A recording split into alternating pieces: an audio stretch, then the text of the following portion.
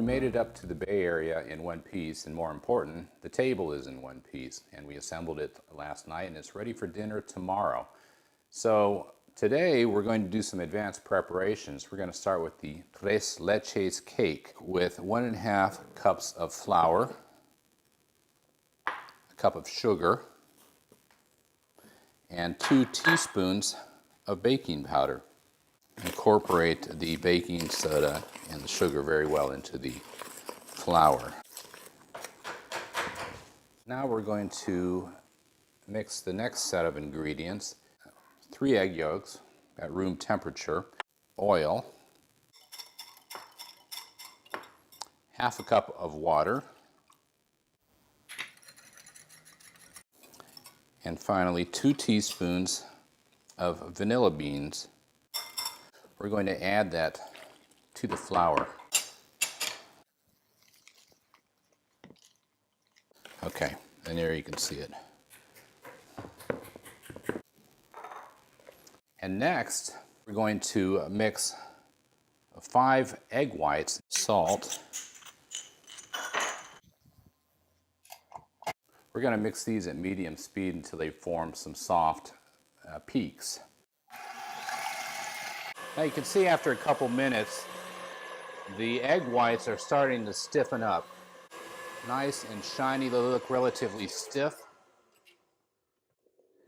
Yeah, that looks good. Time to fold it into the flour mixture.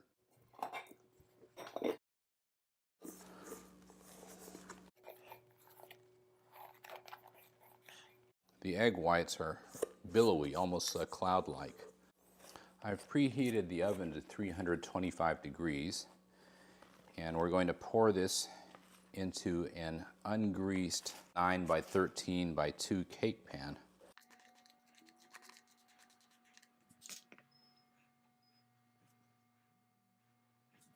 All right, we're going to bake it for 40 minutes at 325 degrees.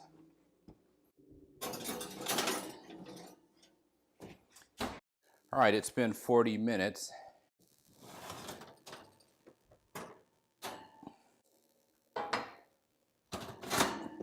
I'm going to very carefully invert this cake over these 4 inverted ramekins, 1 under each corner. We're going to let it cool a bit. While that's cooling, we're going to mix up the Tres Leches. We're going to start with the sweetened condensed milk, 1 can, then evaporated milk, heavy cream, and finally some rum. Now, digging around the kitchen, I found this thing. I don't know what it is. It's really kind of strange. But I guess if you're modest about your bottles, this is the way to go. It's been 30 minutes since we inverted the chiffon cake for the Tres Leches cake, and it's cool now. So we're going to flip it back over. Put my new friend over here. Now what you want to do is take a skewer and punch holes in this about 1/2 inch apart. I'm using an oven thermometer. I can't find any skewers.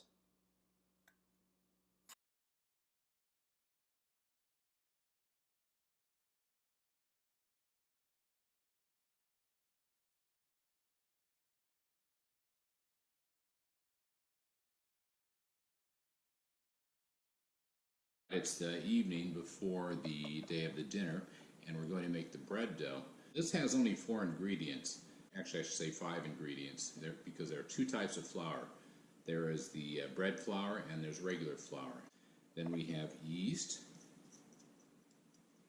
just 1/2 teaspoon, and salt, 3/4 of a teaspoon. And we have room temperature water also. So what we're going to do first is mix up the flours, the yeast, and the salt, and then we're going to hand mix in the water. What we want to do is we want to get this to form into a rough ball shape, and then we're going to knead it. I'm going to use the mixer for the kneading. This is what it looks like after kneading it for perhaps 3 minutes. Now we're going to put it in the mixer. We're going to mix it at medium-low speed.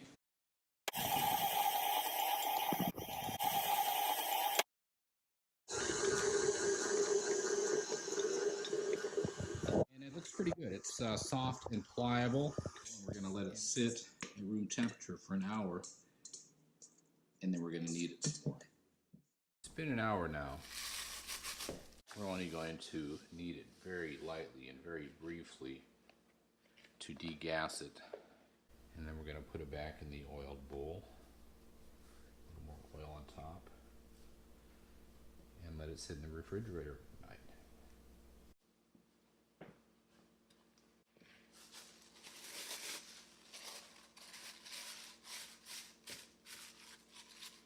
overnight. All right, I'll see you in the morning.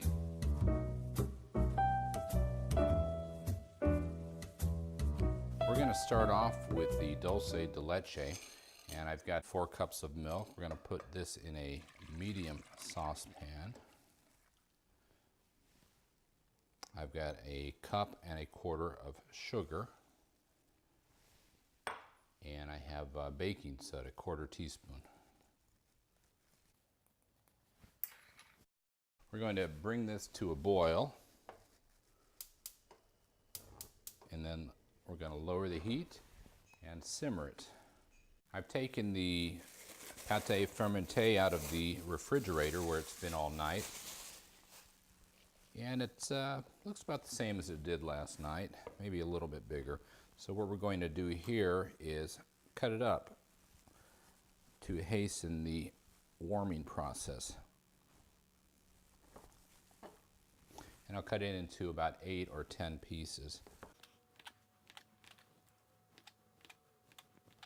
Now this will dry out pretty fast if we're not careful, so you need to cover it up with plastic or in a container.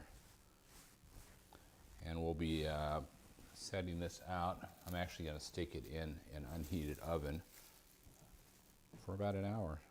I had a bit of a problem. On my oven at home, I have a bread proofing temperature setting, so I thought I would try to replicate it on the oven here. And what I did is I turned it on warm. I kind of forgot about it for about half an hour. So the pâté fermenté may have over proofed, and I'm just not sure if this bread's going to turn out or not. We'll have an idea when we start mixing it here.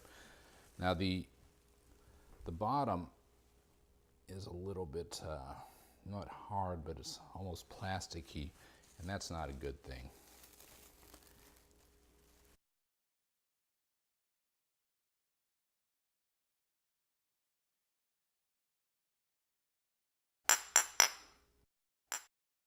I want the guests to have a good dining experience. In any event, we're going to move forward with it, and the next thing we want to do is, as we did with the pâté fermenté, is just mix this up. And I put in there yeast, salt, flour, 2 types of flour. It almost replicates what was in the pâté fermenté. We have a regular general purpose flour, and then we have the bread flour. We add the salt and the yeast to it. You can get the proportions of all the ingredients on the website. So we're going to mix this up until it forms again a ball, and it's actually not looking too bad, so this may not be the bread disaster I was fearing. We're going to add in a little bit more water.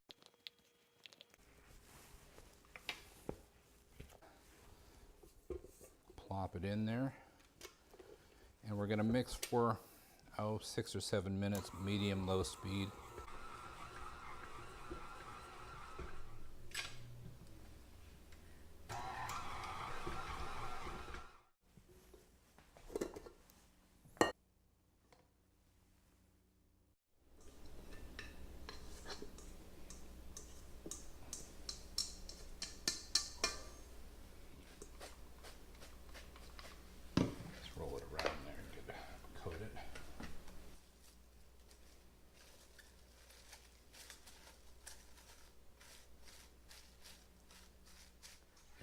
Stay for another couple hours. The Dulce de Leche has cooled off, so we're now going to put it over the Tres Leche cake, which has been soaking and seated in the refrigerator all night.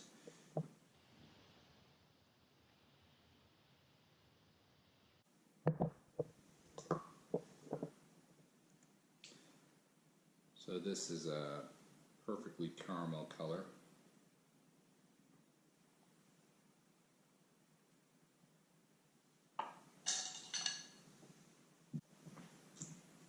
That looks very good.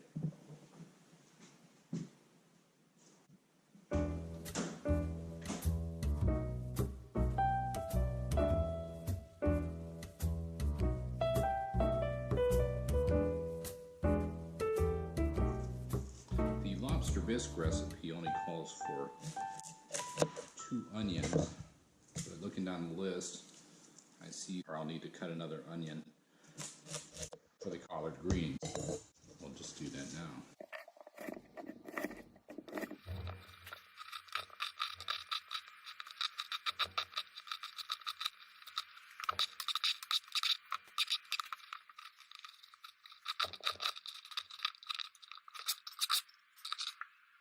Next, the carrots.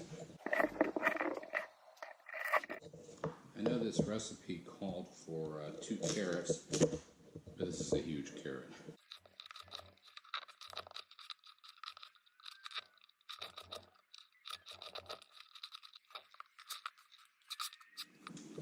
And 2 celery stalks.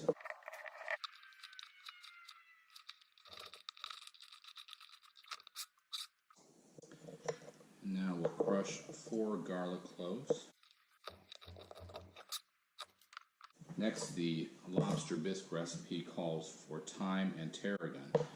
Found the thyme just fine. Didn't see any tarragon at the store, so we're going with basil as a substitute. The bisque recipe next calls for 4 tablespoons of tomato paste, 4 cups of fish stock, 2 cups of sherry,